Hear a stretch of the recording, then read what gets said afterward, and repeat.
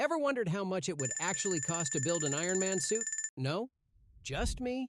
Okay, well, I spent 72 straight hours calculating every component of Iron Man's suit, and the total cost is so astronomical that it makes Jeff Bezos look broke. Seriously, you could buy 47 private islands, a fleet of mega yachts, and still not have enough money.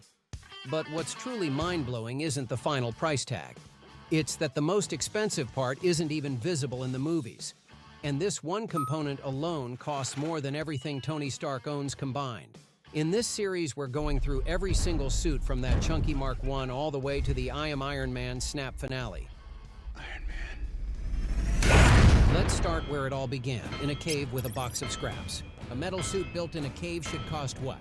Maybe $50,000? Wrong.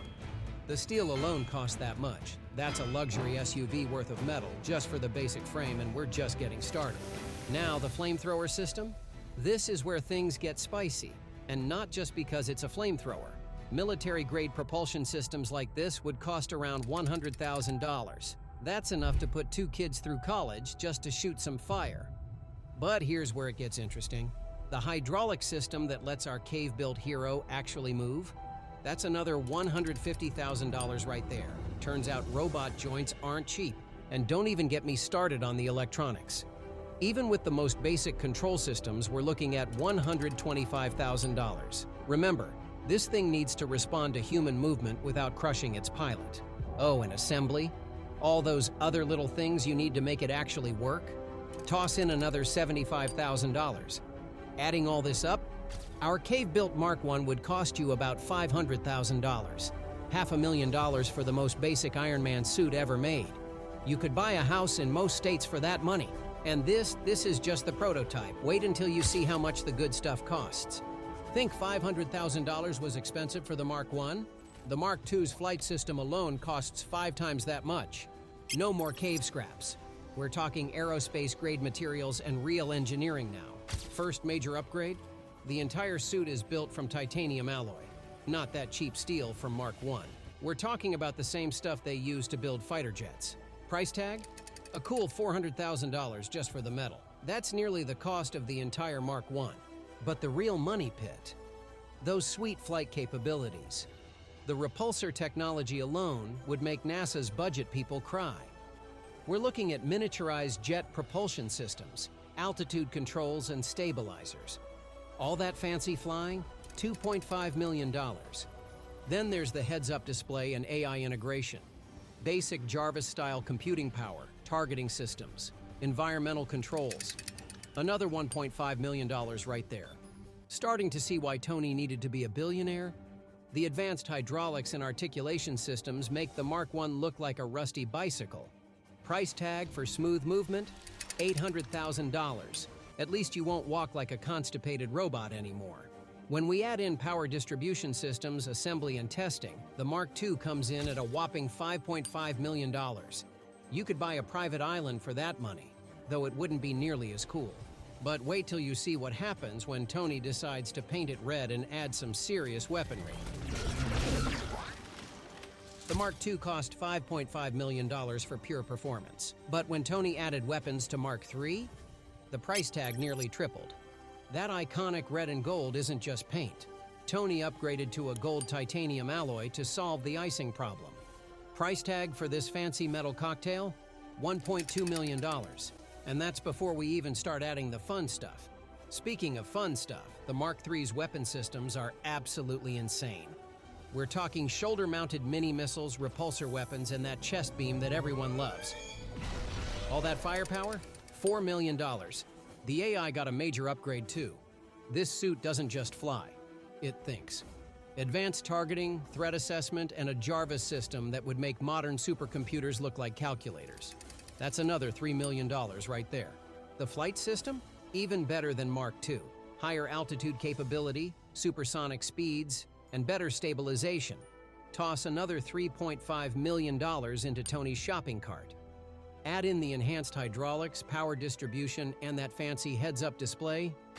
The Mark III will set you back $12.5 million. That's the price of a small private jet, except this one fits in your garage. But this is just where things start getting crazy. Wait till you see what happens when Tony starts playing with nanotech. Mark III was powerful. Mark IV is overkill. With a power system costing $5 million, Tony wasn't playing around anymore. The gold titanium alloy? Tony made it even stronger. Added some fancy radiation shielding too, because apparently regular metal wasn't expensive enough. This upgraded armor system alone? $2.5 million. That's double what we paid for Mark III's shell. The weapons got an overhaul too, more missiles, better repulsors, and get this, a laser system that would make Dr. Evil jealous. All these upgrades to the weapon systems? $6 million. Yes, that sound you hear is Tony's accountant crying. Tony completely redesigned the power distribution system. The new setup handles more energy than a small city's power grid. Price tag for not exploding while using all that power? $5 million. Jarvis got some new toys too. Enhanced processing power, better combat predictions, and faster response times. Another $4 million gone. But hey, at least now your AI butler can sass you in microseconds. Add in all the other improvements like enhanced flight systems, better sensors, and more precise controls. The Mark IV comes in at a mind-numbing $18.5 million. You could buy a tropical island and a yacht to get there, or this single suit. But if you think that's expensive, wait till you see what happens when Tony decides to make a suit that fits in a briefcase. Ever wondered how much a briefcase costs? About $100 for a nice one. But when Tony Stark makes a briefcase, it turns into a $25 million suit of armor. The folding mechanism alone is a masterpiece of engineering. We're talking about technology that makes Transformers look like dollar store toys. Thousands of interlocking parts that have to work perfectly every single time, or you'll end up with a very expensive paperweight. The transformation system costs $8 million, and it better work, because there's no warranty for superhero equipment. Here's the crazy part. Everything had to be miniaturized. The same power, the same weapons, but in a package that fits in a briefcase. Those compact repulsors? $7 million. The compressed armor plates? Another $5 million. And Jarvis needed a complete overhaul to manage this origami-like suit. The new compact AI and control systems? $4 million. At least it doesn't charge extra for folding your armor. Now there is a catch. All this compactness means it's not as durable as the Mark IV. It's like comparing a tank to a Swiss Army knife. But when you can deploy a suit from a briefcase in seconds, who's complaining? Well, maybe Tony's bank account. The Mark V hits a whopping $25 million, that's right. You could buy a private jet and hire a pilot for 10 years for the price of this one suit. But I bet neither of them can shoot repulsor beams. Next up, Tony decides to play with a new element. Remember when Tony had to create a whole new element because the old one was killing him? Well, turns out inventing elements isn't cheap. Who knew? The Mark VI is what happens when money is no object and physics is more of a suggestion. Let's start with that shiny new power source. Creating a new element? $50 million in research and development alone.